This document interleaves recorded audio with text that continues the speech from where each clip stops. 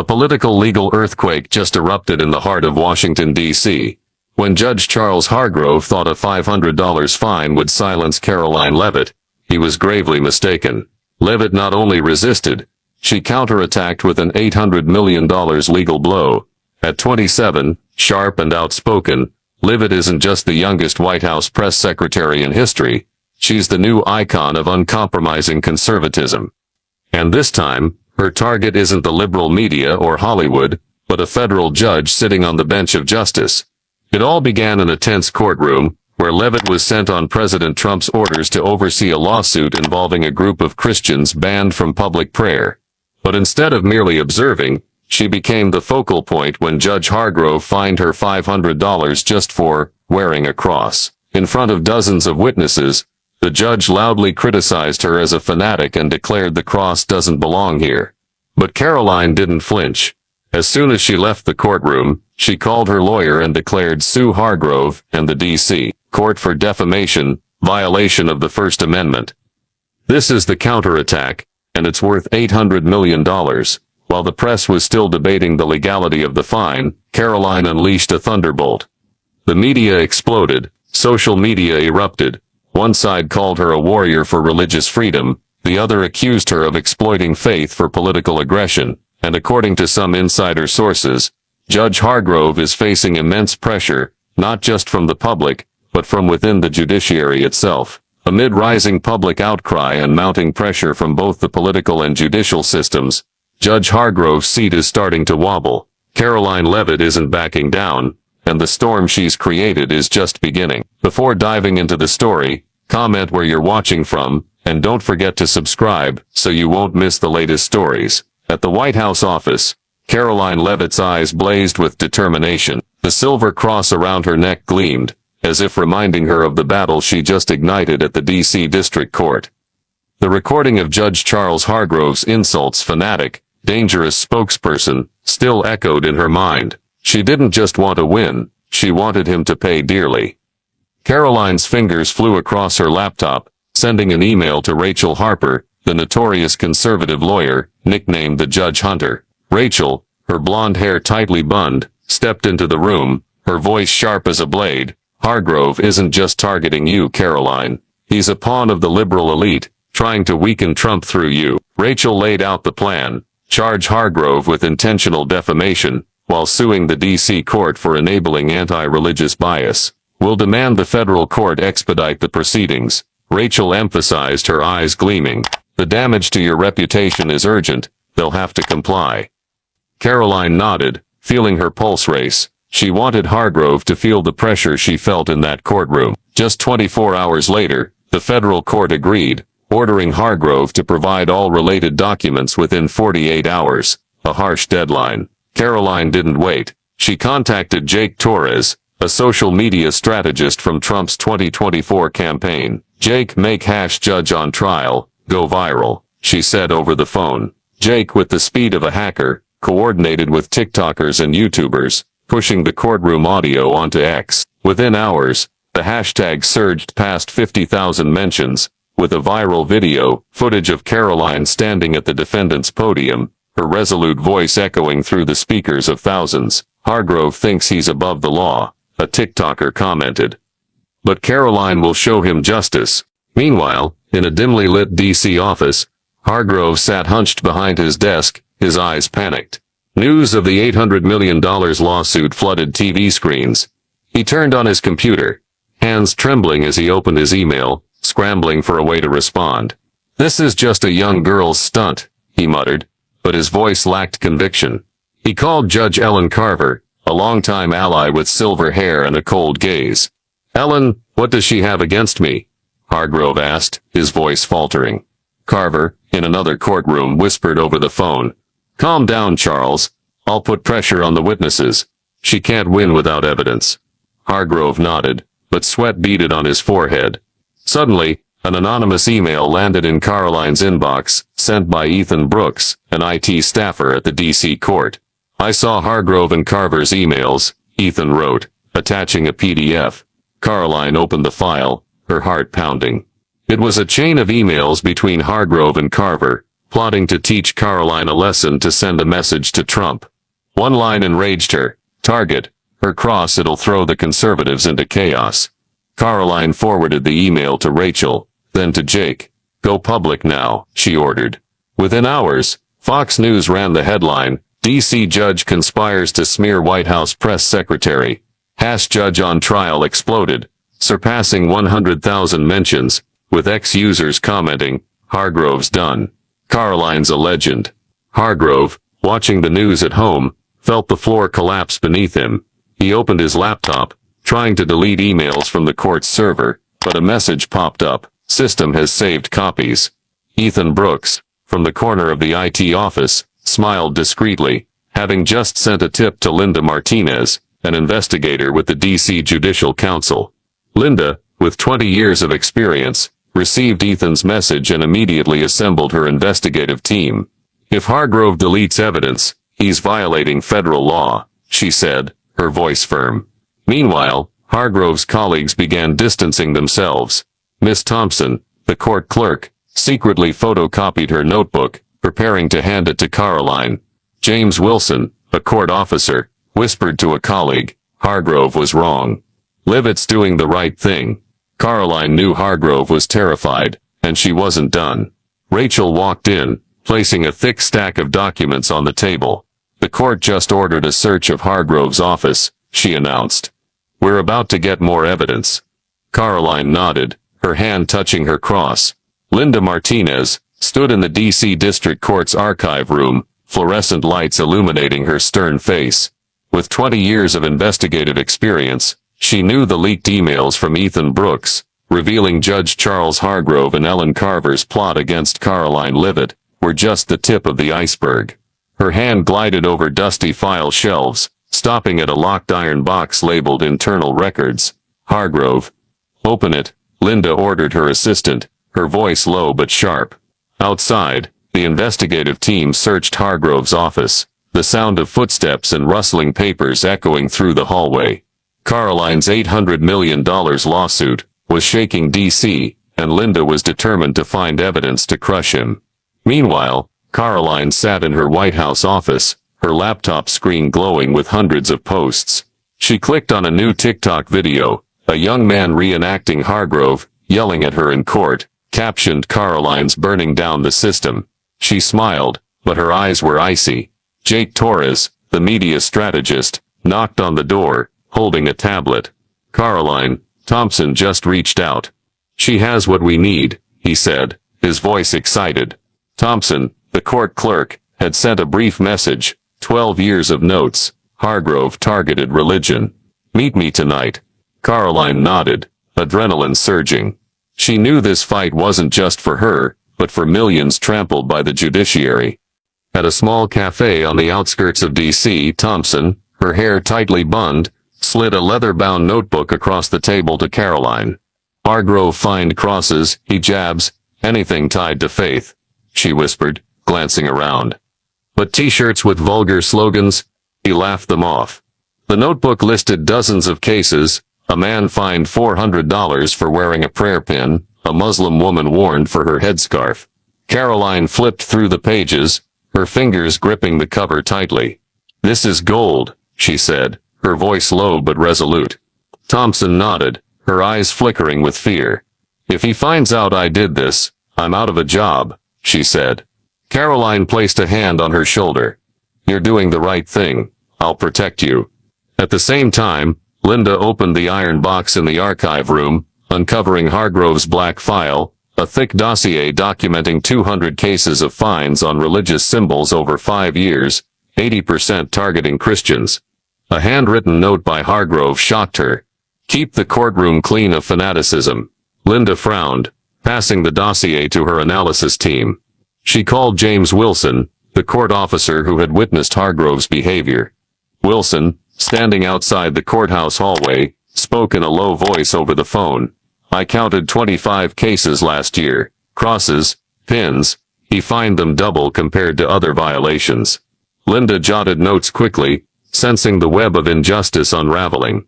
Karoline, back at the White House, received an email from Linda with a scanned copy of the black file. She read each line, her anger flaring. She called Jake, posted all on social media platforms. The public needs to know who Hargrove is. Within 30 minutes, #Judge on trial surpassed 300,000 mentions, with images of the dossier pages going viral. One post read, "Hargrove finds crosses but lets vulgar shirts slide. He's gotta go." Karoline appeared on Newsmax, her voice steely. "Hargrove isn't a judge. He's an oppressor of faith, and I'll expose him." Viewers applauded through the screen, the hashtag exploding globally. Hargrove, in his dark apartment, watched the news with a pale face. His phone buzzed incessantly. The Judicial Council had called an emergency meeting. He opened an email, seeing a notice from Linda, "Provide an explanation within 24 hours." His hands shook as he tried calling Carver, but she didn't answer. He scrolled through his phone, seeing mocking posts. "Hargrove, start packing." He slammed his hand on the table, his voice hoarse. "She's just a girl," but deep down, he knew he was losing. He dialed an unknown number, a secret fixer. "I need to get out of this," he whispered, his eyes frantic. Linda, at the investigation office, received a new email from Ethan Brooks. Hargrove was taking orders from Senator Daniel Klein, Ethan wrote, attaching emails between Hargrove and Klein, a prominent anti-Trump liberal figure. Klein wrote, "Target Leavitt, discredit her, and Trump will falter." Linda forwarded the email to Karoline with a note, "This is the spark you need." Karoline read the email, her lips pursed tightly. She called Rachel Harper. "We've got Hargrove and Klein. Push the lawsuit harder." Rachel, in her law office, gave a cold smile. They don't know who they've just messed with. Jake at the media headquarters pushed the Klein email onto X, with the caption, "Hargrove is a puppet of the liberal elite." The Newsmax video went viral, with comments, "Karoline is tearing the system apart." Crowds began gathering outside the D.C. courthouse, holding signs reading "Justice for Faith." Hargrove, from his apartment, heard the chants through the window. He drew the curtains, his heart pounding. A message from the fixer arrived, "Plane ready. Switzerland tomorrow." Hargrove nodded, but his eyes were vacant. He knew he wasn't just losing power, he was losing everything. Karoline Leavitt stood before a mirror in the White House press room, adjusting her navy blazer, the silver cross gleaming like an unyielding flame. The TV screen behind her showed crowds outside the D.C. District Court, holding high signs reading "Justice for Faith." After Hargrove's black file, and Senator Daniel Klein's emails were exposed on social media, spreading like wildfire, Karoline took a deep breath, preparing for the biggest press conference of her career. She didn't just want to win the $800 million lawsuit. She wanted Charles Hargrove completely isolated, with nowhere to hide.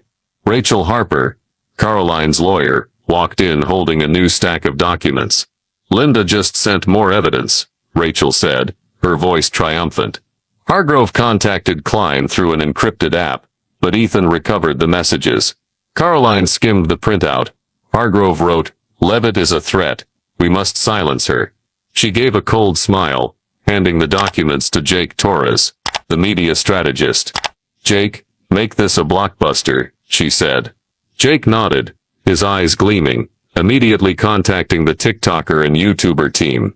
Within hours, the encrypted messages were turned into a viral video, with flashing text, "Hargrove conspired against Karoline. Who is he?" Under blazing flashbulbs, Karoline stepped to the press conference podium, her voice resounding, "Charles Hargrove didn't just find me for my faith. He's a puppet of the liberal elite, targeting me to hurt President Trump." She held up the Hargrove-Klein message printout, cameras zooming in.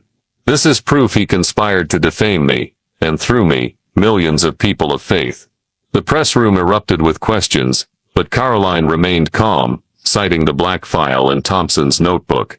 The media exploded. One post read, "Karoline just dropped a nuclear bomb on Hargrove." The press conference video hit 1 million views in 2 hours. Outside the D.C. District Court, a crowd of hundreds gathered, chanting, "Hargrove, resign." Banners depicted crosses and the words, "Justice for Karoline," waved high.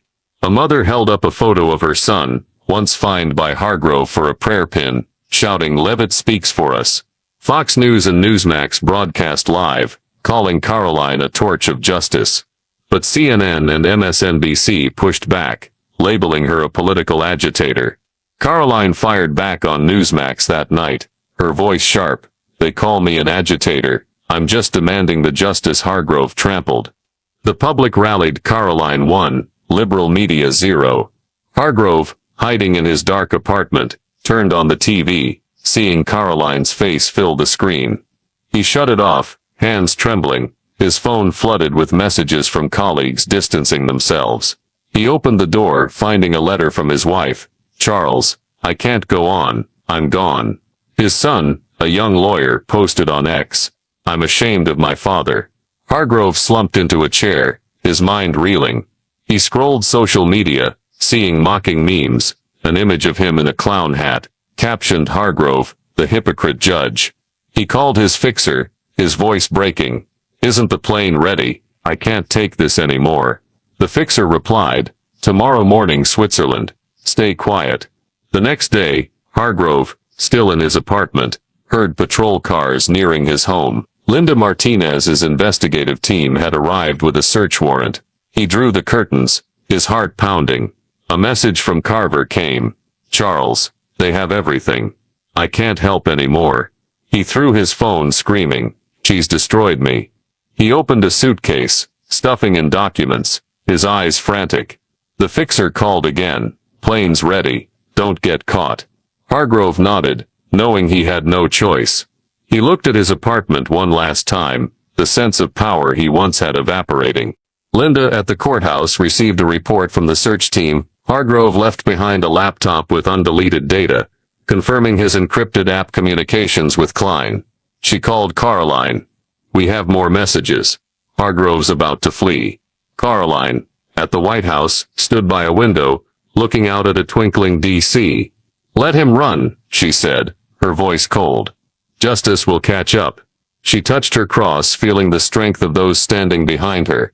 The federal courtroom in Washington, D.C., buzzed with tension, sunlight streaming through tall windows, casting sharp shadows on the polished wooden floor.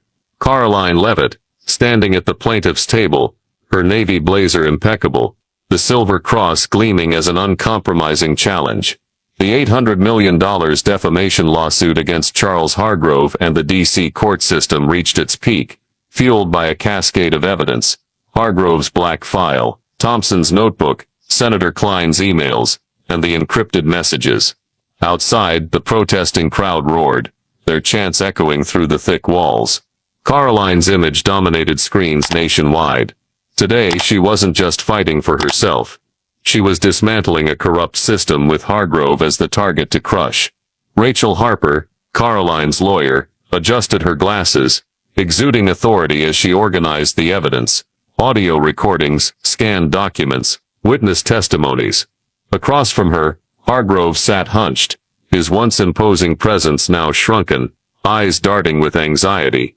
Ellen Carver, his ally, her silver hair tightly bunned, face pale as she sensed defeat approaching. The courtroom buzzed, reporters scribbled frantically, influencers live-streamed, and citizens clutched signs reading faith over fear. Judge Amelia Ruiz, a stern woman renowned for fairness, banged her gavel, silencing all noise. "Proceed with the plaintiff," she declared, her voice cutting through the air like a blade. Rachel opened with lethal precision, projecting Hargrove's black file onto a large screen. 250 cases of fines on religious symbols over 6 years, 80% targeting Christians. "This wasn't a mistake," she said, pointing to Hargrove's handwritten note. "Religion is a threat." The courtroom gasped. Rachel played the audio from the district court, Hargrove's voice snarling, calling Karoline a fanatic and dangerous lackey. She continued with Thompson's notebook, listing selective fines, then Klein's emails urging Hargrove to smear Leavitt. Finally, she revealed the encrypted messages, recovered by Ethan Brooks, where Hargrove plotted to break Karoline. The courtroom erupted in boos, and Ruiz banged her gavel for order. Karoline took the witness stand, her posture solid as stone, her voice steady yet fiery. "Hargrove didn't just fine me for this cross," she said, her fingers touching the silver chain. He turned the judge's bench into a weapon to crush my faith and my role beside President Trump. She stared directly at Hargrove, who shrank under her gaze. He thought he could defame me, but he underestimated the power of truth. Rachel presented Klein's email, and Karoline read aloud, "Leavitt is Trump's weak point. Destroy her." Whispers spread through the room. A woman in the audience murmured, "She can't be stopped." Hargrove's lawyer, Victor Klein, no relation to the senator, tried to deflect, arguing Hargrove's actions were procedural. Rachel countered, calling Linda Martinez as a witness. Linda, radiating authority, testified about the black file and Hargrove's attempt to delete evidence, a federal crime. James Wilson followed, his low voice recounting 30 cases of religious symbol fines in a year, ignored by Hargrove's colleagues. Thompson, trembling but resolute, described Hargrove's bias. He mocked a boy's prayer ring but overlooked shirts with vulgar slogans. Ethan Brooks, the whistleblower IT staffer, detailed recovering deleted messages, earning a nod from Karoline. Each witness tightened the noose around Hargrove. Cross-examination began. Rachel called Hargrove to the stand, and he stumbled forward, sweat beading on his forehead. "Did you target Miss Leavitt to undermine President Trump?" Rachel asked, her voice sharp as a sword. Hargrove stammered. I was just staying neutral." Karoline, from the plaintiff's table, was permitted by Ruiz to stand. "Neutral?" she challenged, her voice booming like thunder. "You fined my cross but excused vulgar slogans. You took orders from Senator Klein to take me down." "Why?" The courtroom held its breath. Hargrove's face crumpled, his voice breaking. "I was pressured." Klein said it was strategy. Gasps echoed through the room. Ruiz's gavel stayed silent. Rachel pressed on, displaying Hargrove's note. "Religion is a threat. This is your neutrality?" she questioned. Hargrove, cornered, broke into tears. "I didn't mean to. I was just following orders."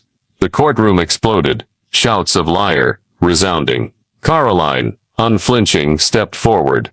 "You chose to defame me and countless others for their faith. You betrayed justice." Hargrove collapsed into his chair, tears streaming as Ruiz called for order. Carver, watching, covered her face, knowing her own trial loomed.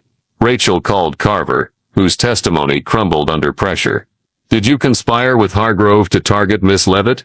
Rachel asked, presenting an email where Carver wrote, "Hit her faith, it'll hurt." Carver faltered. It was just a suggestion, but Rachel countered with Ethan's recovered messages, proving coordination. Carver broke, admitting, "We thought we'd succeed." Boos erupted, and Ruiz warned the audience, but the damage was clear. Hargrove and Carver were exposed, their plot laid bare before the public. The trial paused, but the courtroom's energy spilled onto social media. A post declared, "Karoline just buried Hargrove." A viral clip captured her confronting Hargrove, captioned, "This is justice." Reporters mobbed Karoline outside the court, but she spoke calmly. "This isn't just about me, it's about everyone Hargrove silenced." Inside, Hargrove sat alone, his lawyer whispering in panic. He knew the verdict was coming, bringing his complete downfall. Karoline returned to the White House, greeted by applause from staff. Jake rushed in, tablet glowing. "You're a legend. X is calling you the legal lioness." She smiled, but her mind was on the next step. Linda called. "Hargrove's team is panicking. He might not show up tomorrow." Karoline nodded, touching her cross. "Let him hide. He can't escape." Trump texted, "You crushed it, Leavitt. Keep going." She smiled, knowing Hargrove's downfall was sealed. Outside, protesters grew louder, their chants echoing through D.C. streets. A young man held a sign, "Karoline for Justice." A pastor live-streamed, praising her courage. On X, a lawyer tweeted, "Hargrove's career is over." Leavitt rewrote the game. Karoline, scrolling through the posts, felt her mission surge. Hargrove tried to destroy her, but she turned his hammer to dust. Karoline returned to her office, opening an email from a mother. "Hargrove fined my son for a cross. You're our light." She read it, heart warmed, but resolve intensified. Some Jake reported. Protests spread to Virginia. "You started a movement." She nodded, knowing this trial didn't just take down Hargrove, it was changing the system. Meanwhile, Hargrove, in the courtroom, stared at the empty gallery, feeling final isolation. Karoline had won, and he knew there was no way back.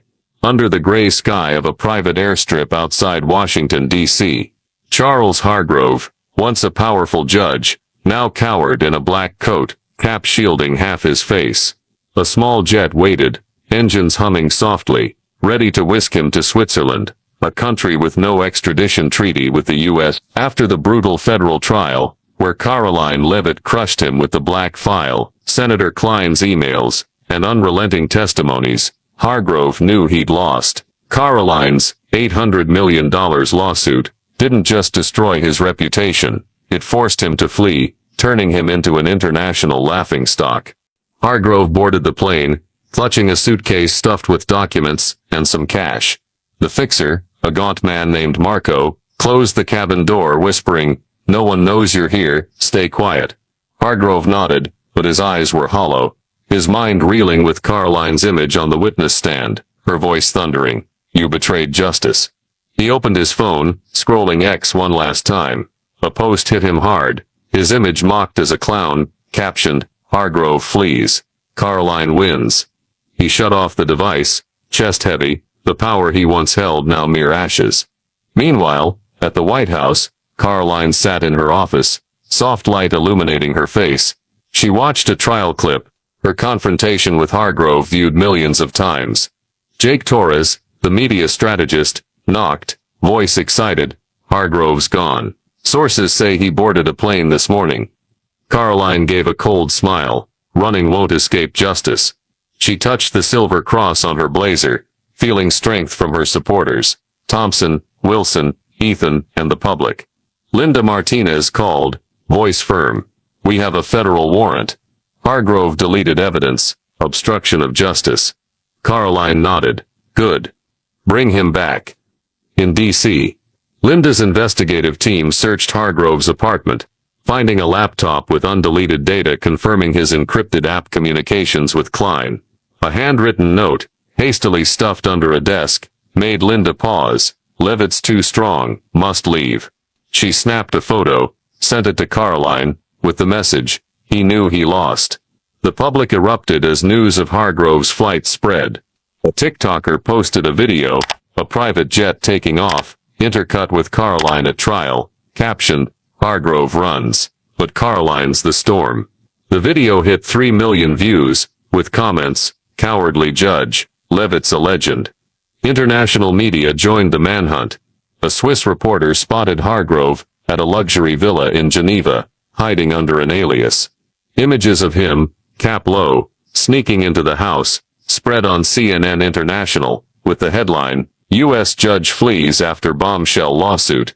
Hargrove became the fugitive judge, with mocking memes. Him on a yacht, captioned, "Hargrove thinks Switzerland will save him."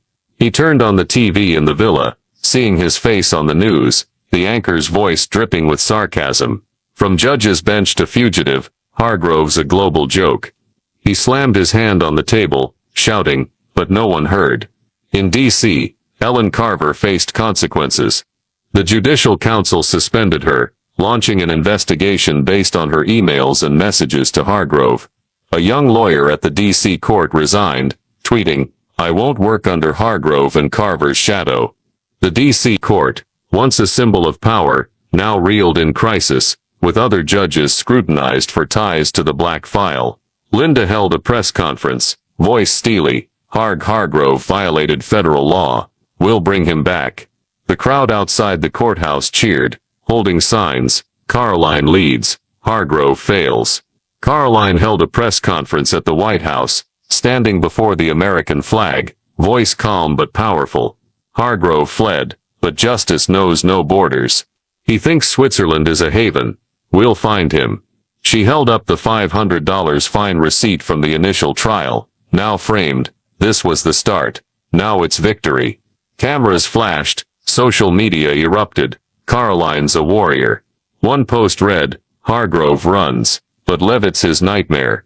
She ended the conference, calling out, "Stand up for faith and justice," as we did today.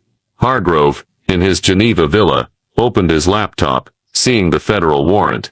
He tried transferring money to an offshore account, but the Justice Department blocked all transactions. A message from his fixer arrived.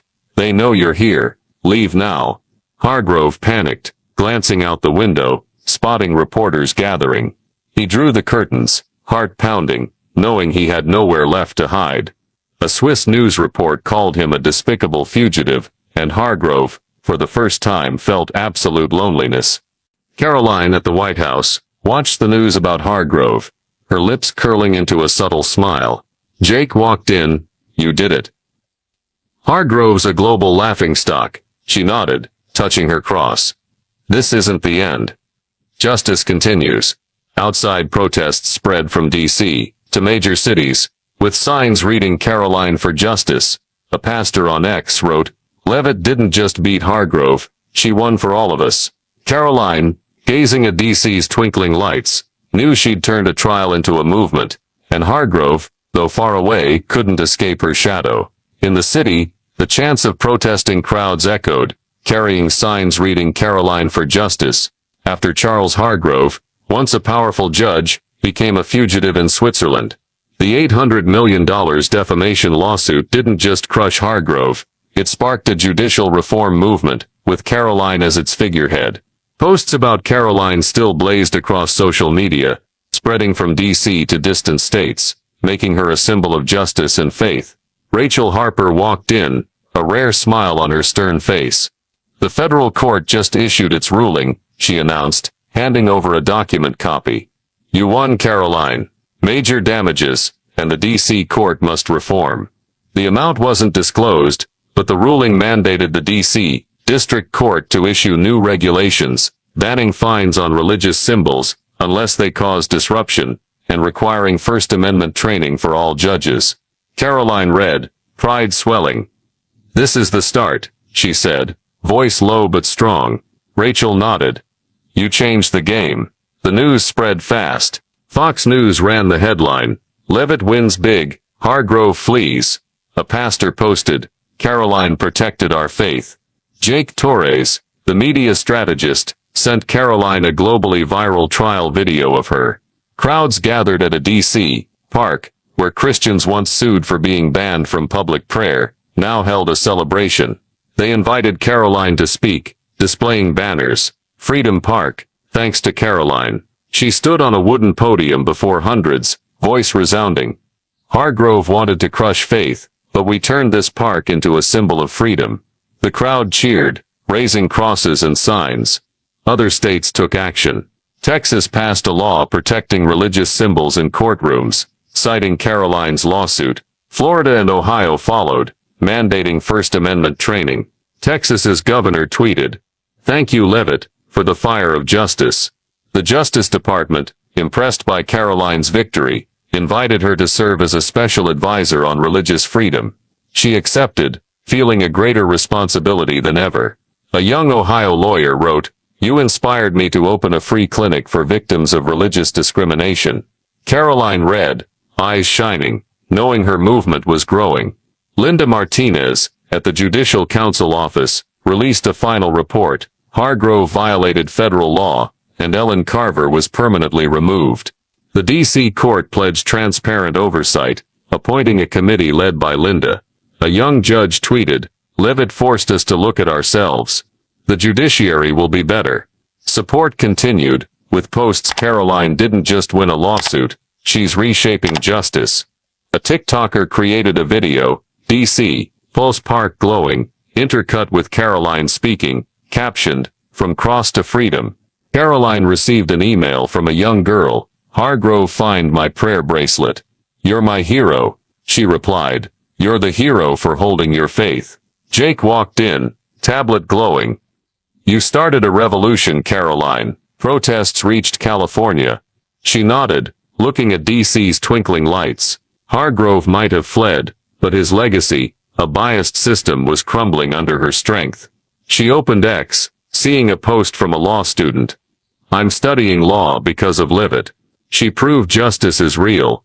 Karoline Leavitt stood at a podium in Congress, stage lights illuminating her face, The silver cross on her navy blazer a steadfast flame. Before lawmakers she presented a plan for national judicial reform, voice echoing, "We must protect faith from unjust hammers." The $800 million lawsuit against Charles Hargrove didn't just defeat him, it ignited a wave of change from DC's park to distant states. Social media erupted, calling her the unquenchable torch. Karoline, once a press secretary, was now a symbol leading the future of justice. In the auditorium, Elise Stefanik stood clapping, eyes shining with pride. A congressman tweeted, "Leavitt didn't just defeat Hargrove, she's shaping a new judiciary." Karoline concluded her speech, emphasizing justice doesn't stop when the guilty flee. Millions watched the live stream commenting, "Karoline is the future." A law student emailed, "You inspired me to study law to protect faith." Karoline read it, heart warmed, knowing her legacy was taking root. In Switzerland, Hargrove, hiding in his Geneva villa, sent an apology email through a secret channel. "I was wrong," he wrote, offering to assist with remote judicial training. Karoline replied curtly, "Justice accepts reform, but doesn't forget." She forwarded the email to Linda Martinez, who was overseeing DC court reforms. Linda voice firm confirmed Hargrove will face the warrant wherever he is. A viral post spread, Hargrove apologizes. Too late, Leavitt won. Under a twinkling sky, Karoline whispered, "Justice doesn't come on its own, we must fight for it." A pastor wrote, "Leavitt taught us faith and truth always prevail." She looked over the city, heart brimming with resolve. Hargrove could run, but her legacy, a fairer judicial system, would endure. "Thank you for standing with me," she messaged. The post went viral, closing one chapter, but opening a future where Karoline led, unyielding. The story of Karoline Leavitt, in Judge Flea's country after Karoline Leavitt, $800 million live suit process. Speed up, reflects real tensions in American society today, especially around religious freedom, judicial bias, and the power of social media. Karoline's journey, from being fined $500 by Judge Hargrove for wearing a cross to launching an $800 million lawsuit and sparking judicial reform, shows individuals can confront unjust systems with persistence and strategy. Hargrove's black file, revealing 250 cases of fines on religious symbols, mirrors real-world disputes over religious discrimination in public spaces, like lawsuits over Christian symbols banned in schools or courthouses. Karoline's use of X and the #JudgeOnTrial hashtag to amplify her case, reaching millions, reflects social media's role in shaping U.S. public opinion, akin to movements like #MeToo or #Black Lives Matter. Hargrove's flight and reforms in Texas, Florida, and Ohio suggest that public and legal pressure can force systemic change, similar to reforms following recent judicial scandals. The lesson is that in American society, where individual freedoms are championed, anyone can drive change by leveraging the law, media, and community. Learn from Karoline, document evidence like she recorded Hargrove, find allies like Thompson and Wilson, and relentlessly expose truth through X and press conferences. Whether facing small injustices like a fine or large ones like systemic bias, fight strategically, because like Karoline, you can turn a cross into a symbol of justice, inspiring a nation. Hit the subscribe button to join Karoline in continuing the fight for justice and religious freedom. Thank you for watching, and see you in the next video to explore new victories.